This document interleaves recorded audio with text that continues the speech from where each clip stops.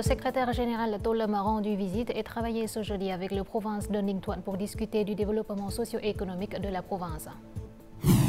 Grâce au faible stock mondial de riz et à la demande accrue sur les principaux marchés, les exportations de riz du Vietnam ont atteint un niveau record cette année. Rencontrons en fin d'édition la descendante de la 5e génération du roi Ham Nhi qui a apporté l'héritage artistique de l'ancien empereur au Vietnam.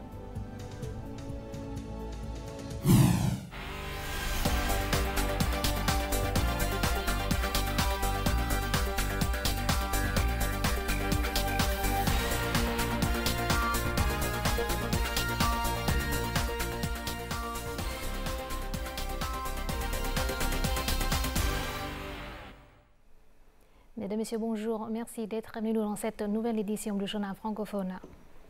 Le secrétaire général du Parti communiste du Vietnam, To Lam, a rendu visite et travaillé ce jeudi 5 décembre avec la permanence du comité du parti de la province de Ninh Thuận au centre. To Lam a souligné que l'Assemblée nationale avait récemment décidé de relancer le projet de centrale nucléaire de Ninh Thuận après 8 ans de suspension. C'est une opportunité pour le Vietnam de développer des ressources humaines qualifiées, d'améliorer son potentiel scientifique et technologique et de participer à la chaîne d'approvisionnement mondiale de l'industrie électronucléaire. Le parti de l'État considère que Ninh Thuận est le cœur du projet énergétique vietnamien du XXIe siècle. Le leader du PCV a déclaré que Ninh Thuận avait un grand potentiel de développement dans le tourisme, l'économie maritime, les ports maritimes et les centres de services logistiques. Il a également demandé à la province de Ninh Thuận de se concentrer sur l'organisation du système politique pour qu'il soit compact, fort, efficace et efficient. Le même jour, le secrétaire général est allé inspecter le futur chantier de centrale nucléaire de Ninh Thuận 1 et le port de Cana.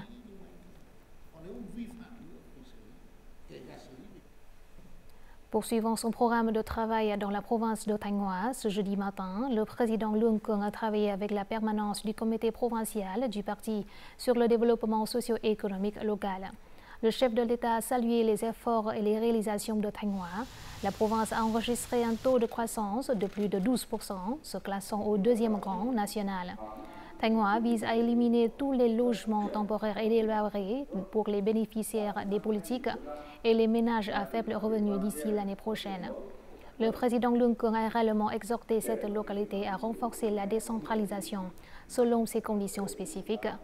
En outre, le dirigeant de la République a appelé à une préparation minutieuse des prochains congrès du parti à tous les niveaux et à la rationalisation du système politique local conformément aux directives de l'État. Le Premier ministre Phạm Minh Chính a présidé ce jeudi matin une réunion sur le développement des réseaux de métro à Hanoï et à Ho Chi Minh Ville. Le chef du gouvernement, qui est également chef de la direction nationale en charge des ouvrages d'infrastructures importants du pays, a insisté sur l'importance d'une vision stratégique, intégrée et durable pour la conception des réseaux ferroviaires urbains. Il a plaidé pour des technologies modernes adaptées au contexte vietnamien et pour des financements diversifiés, combinant fonds publics, investissements privés, emprunts internationaux et partenaires publics-privés. La formation des ressources humaines qualifiées pour soutenir le secteur ferroviaire a également été identifiée comme une priorité. Dans l'immédiat, les autorités de Hanoï et de Ho Chi Minh Ville doivent finaliser et soumettre le plan d'aménagement urbain d'ici le 25 décembre 2024. Ces documents serviront de fondation pour approuver et accélérer la mise en œuvre des projets de métro dans les deux villes. Dans le cadre de sa visite officielle au Japon, le président de l'Assemblée nationale Chen Thanh-man s'est entretenu ce jeudi après-midi à Tokyo avec le président de la Chambre des conseillers du Japon, Sekiguchi Masakazu.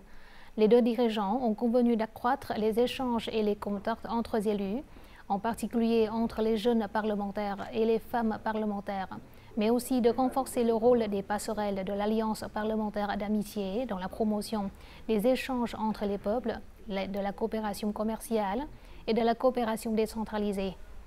Les deux parties ont convenu de renforcer la coordination et le soutien mutuel au sein des forums et mécanismes multilatéraux tels que l'ASEAN, les Nations Unies et les forums interparlementaires multilatéraux. À l'issue de l'entretien, les deux parties ont signé un accord de coopération entre l'Assemblée nationale vietnamienne et la Chambre des conseillers du Japon.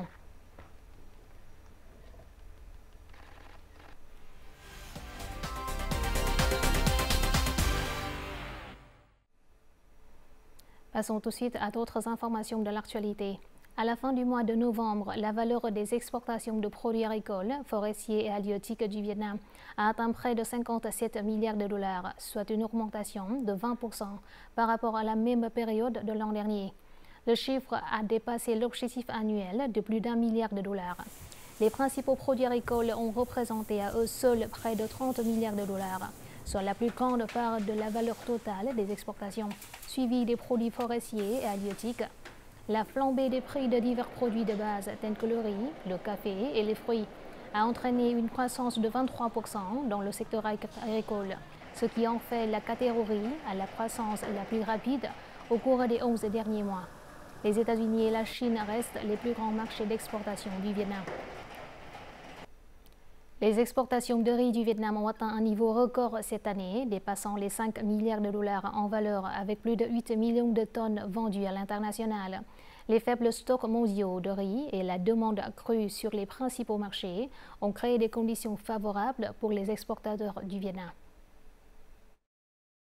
Les exportations de riz du Vietnam ont augmenté principalement en raison de la forte demande des trois marchés majeurs, les Philippines, l'Indonésie et la Malaisie. Les Philippines, à elles seules, ont apporté 3,6 millions de tonnes de riz, ce qui représente plus de 50% du chiffre d'affaires total des exportations de riz du Vietnam. Tout d'abord, le Vietnam a adapté ses produits à base de riz aux préférences des consommateurs philippins. Deuxièmement, les exportateurs vietnamiens ont investi massivement dans les infrastructures et les technologies de mouture avancées. C'est la raison pour laquelle les Philippins aiment nos produits. Le Vietnam est le plus grand exportateur de riz vers les Philippines, fournissant près de 3 millions de tonnes par an. Ce marché est très important, car il nous permet de réguler efficacement l'offre et la demande tout en améliorant la valeur et la qualité du riz vietnamien. Grâce à cela, les exportateurs de riz peuvent contribuer aux recettes nationales. Le prix élevé du riz vietnamien a été un autre facteur clé, contribuant à l'augmentation des exportations de riz national. Avec un prix moyen à l'exportation de 626 $ par tonne, le Vietnam a consolidé sa réputation de fournisseur de riz de qualité supérieure parmi les principaux exportateurs mondiaux. En capitalisant sur des marchés stratégiques et en maintenant des prix premium, le Vietnam s'est imposé comme une puissance mondiale d'exportation de riz. Le secteur du riz contribue donc de manière significative à l'économie nationale. Actuellement, le chiffre d'affaires des exportations vietnamiennes de fruits et légumes vers le marché halal atteint environ 150 millions de dollars par an. Ce chiffre équivaut au chiffre d'affaires des exportations de fruits et légumes vietnamiens vers l'UE. Ainsi, de nombreuses entreprises vietnamiennes recherchent la clé pour ouvrir les portes du marché halal, qui compte jusqu'à présent plus de 2 milliards de consommateurs. En raison du déclin des exportations de fruits du Traron vers les marchés traditionnels, cette entreprise a décidé de stimuler ses exportations vers les pays musulmans d'Asie du Sud-Est. Certifié halal, son jus de fruits du Traron est disponible dans les supermarchés en Malaisie. Cela ouvre une nouvelle opportunité pour l'entreprise. Avec la hausse des coûts logistiques, nous voyons les pays voisins nous offrir de grandes opportunités, en particulier ceux qui comptent d'importantes communautés musulmanes. Nous reconnaissons leur énorme potentiel et nous nous efforçons d'exploiter les marchés émergents, tels que la Malaisie et l'Indonésie. Un autre produit potentiel est celui des fruits de mer. Les Émirats arabes unis ne représentent qu'environ 0,5% de la valeur totale des exportations vietnamiennes de crevettes. Par conséquent, avec l'accord de libre-échange que le Vietnam a récemment signé avec ce pays, on s'attend à ce que la valeur de ces exportations augmente fortement dans un avenir proche. Nous sommes impatients d'étendre le marché au Moyen-Orient à travers les Émirats arabes unis et d'autres régions voisines.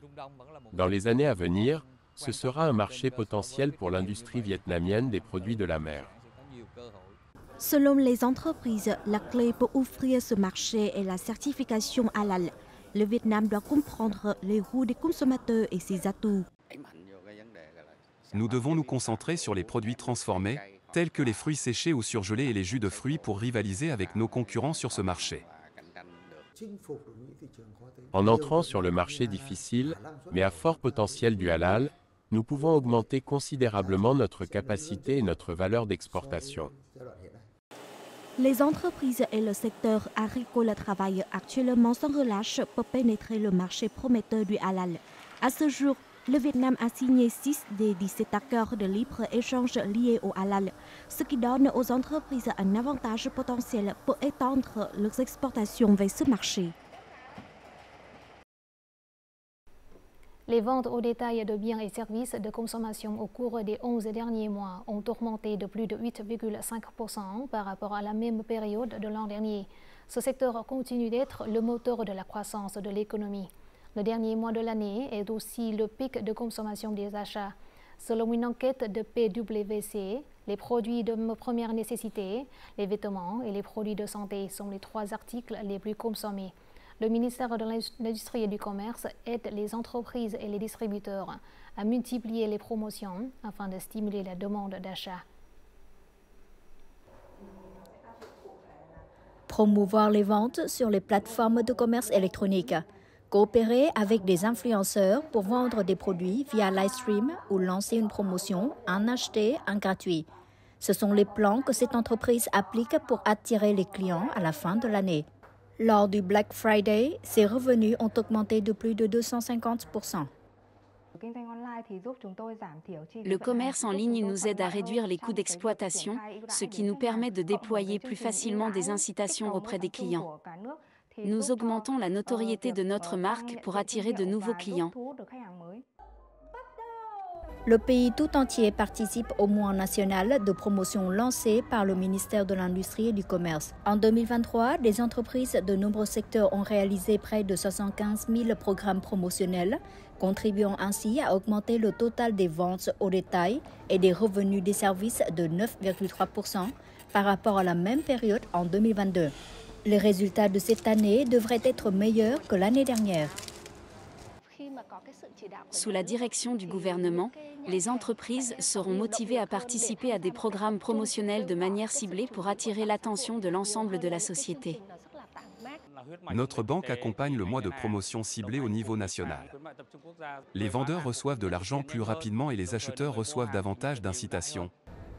À partir de décembre, lors de la mise en œuvre du programme de promotion, les entreprises n'auront plus à effectuer de démarches administratives auprès du ministère de l'Industrie et du Commerce. Le décret 128 est entré en vigueur le 1er décembre 2024. 5 formes de promotion sur 7 n'auront pas à effectuer de démarches administratives.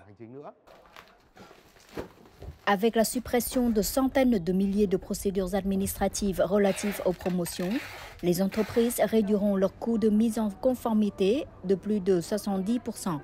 Grâce à cela, les entreprises peuvent mieux exploiter le marché de consommation domestique qui recèle encore de nombreux potentiels inexploités.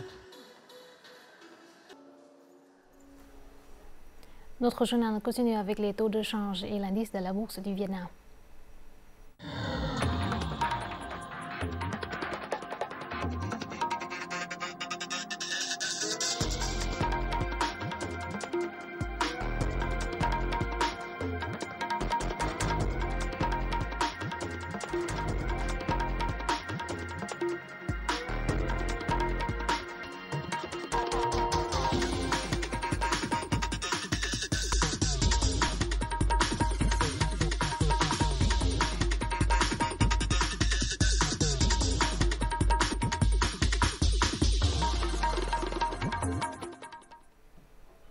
La croissance économique rapide a entraîné une forte augmentation de la demande d'électricité. Actuellement, les sources d'énergie du Vietnam comprennent l'hydroélectrique, l'énergie thermique, les énergies renouvelables.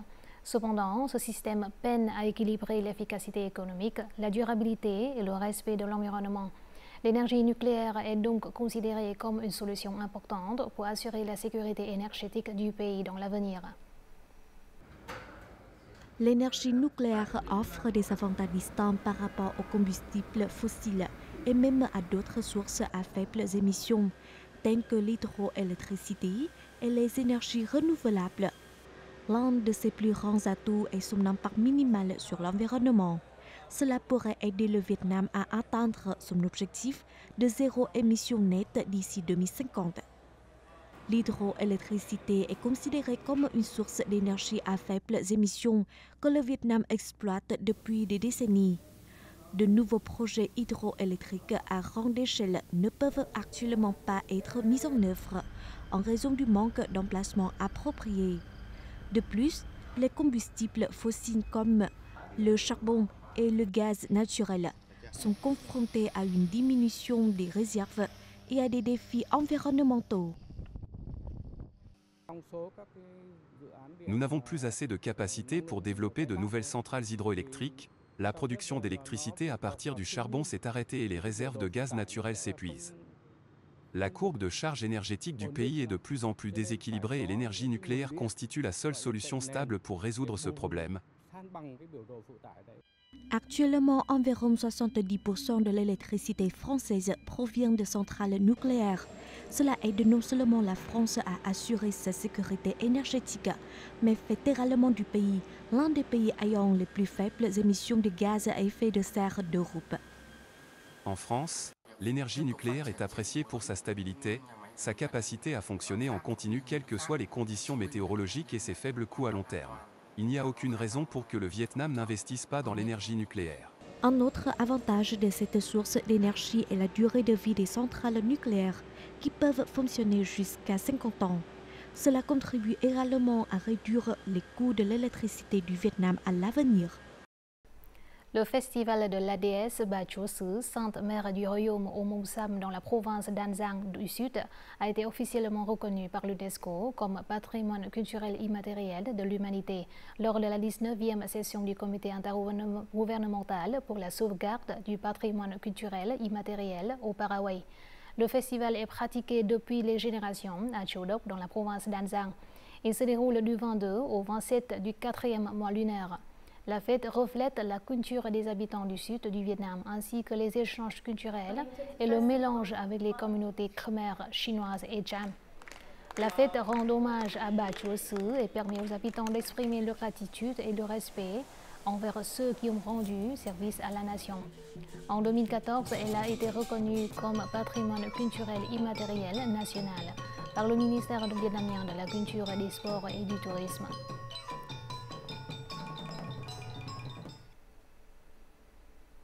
Grâce à la promotion du modèle de village touristique communautaire, la région des Hauts-Plateaux du Centre est en train de devenir une destination attractive pour les touristes. La fin de l'année est également une période idéale pour les touristes qui souhaitent vivre dans l'espace de la culture Gong, riche en identité et en valeurs traditionnelles, et admirer le paysage naturel. Tout de suite, visite guidée. Le village touristique communautaire de Con Bring est l'un des 4 principaux villages touristiques du district de Con Plong. C'est ici que vit l'ethnie Mönam, avec de nombreuses caractéristiques uniques telles que l'architecture des maisons rondes, des maisons sur pilotis ou des danses de gong typiques. Ce village touristique attire toujours un grand nombre de visiteurs. Auparavant, les gens ici travaillaient principalement comme agriculteurs, c'était dur. Mais depuis que nous participons au développement du tourisme, nos vies sont bien meilleures. C'est très calme et paisible ici. On a l'impression d'être immergé dans la nature et les magnifiques paysages. Actuellement, de nombreux villages culturels traditionnels à Kon Tum se sont concentrés sur la préservation et la promotion du patrimoine culturel associé au développement du tourisme communautaire. Pour développer le tourisme, le premier facteur est de préserver la culture traditionnelle locale et de diffuser le développement du tourisme communautaire. Grâce à la combinaison du tourisme et de la communauté, Kon Tum affirme sa position sur la carte touristique du Vietnam, devenant une destination attrayante pour les touristes qui aiment découvrir des valeurs culturelles et des expériences uniques.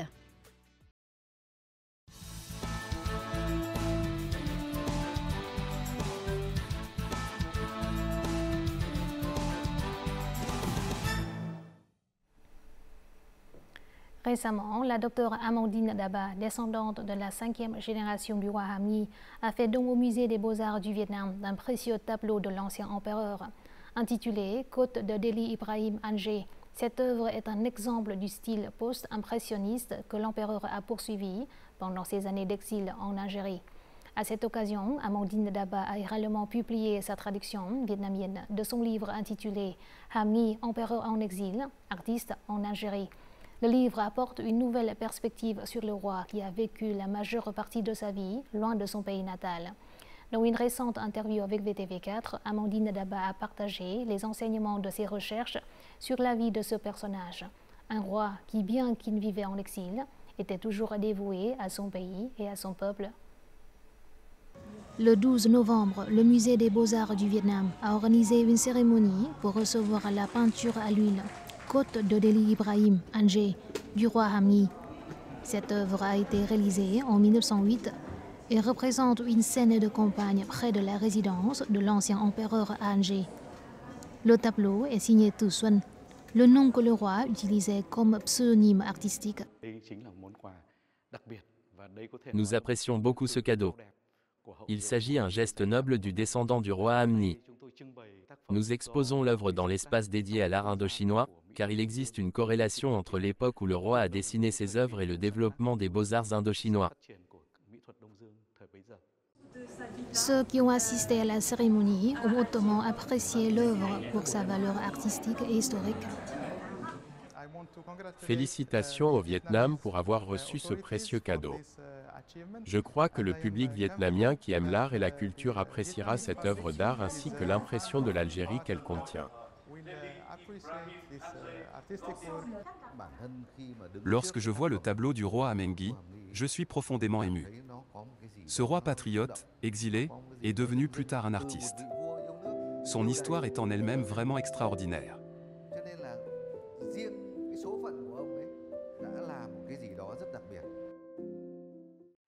Bonjour, Dr Amandine Daba. C'est un plaisir de vous parler aujourd'hui.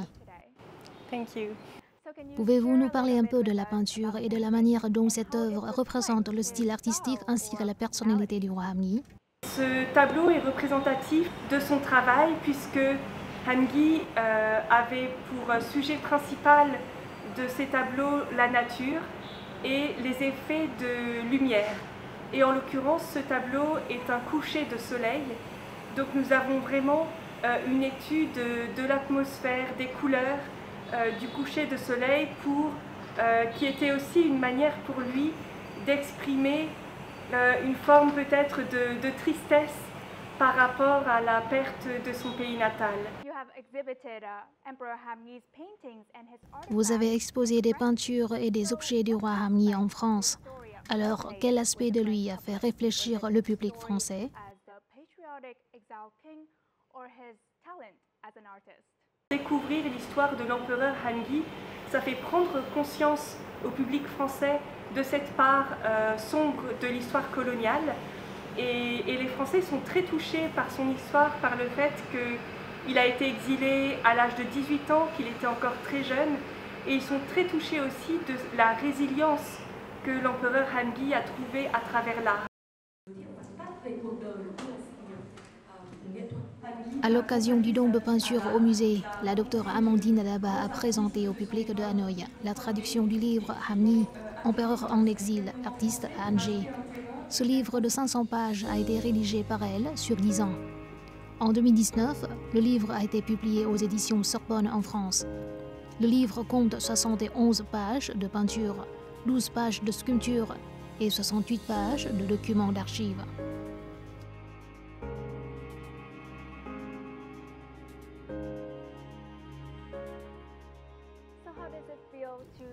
Qu'avez-vous ressenti lorsque votre livre a été traduit en vietnamien et publié au Vietnam? Je suis très heureuse que mon livre voit enfin le jour dans sa traduction vietnamienne parce que nous l'avons longtemps attendu. Ça a été un très long travail de traduction et je suis d'ailleurs très reconnaissante envers ma traductrice qui a fait un travail exceptionnel pour traduire ce gros livre, comme vous pouvez le constater. Et j'en suis très heureuse parce que je crois qu'il y a une vraie attente du public vietnamien pour mieux connaître leur empereur notamment du point de vue artistique. Au cours du processus de recherche, y a-t-il quelque chose qui vous a particulièrement impressionné? Je crois que les archives qui m'ont le plus touchée, ce sont les brouillons de ces lettres dans lesquelles l'empereur Hangi exprime à ses amis ses sentiments, ses émotions par rapport à sa peinture, mais aussi par rapport à l'exil, à la souffrance de l'exil. Et ces lettres qui me touchent le plus sont celles dans lesquelles il exprime non seulement la douleur de l'exil, mais aussi tout son amour pour la nature, pour la contemplation de la nature, et combien peindre lui permet finalement de donner un sens à son existence. Pouvez-vous partager de vos futurs projets liés aux travaux du roi Hamni? C'est une exposition consacrée à l'empereur Hangi qui aura lieu au mois de mars au palais Kienchung à Hue.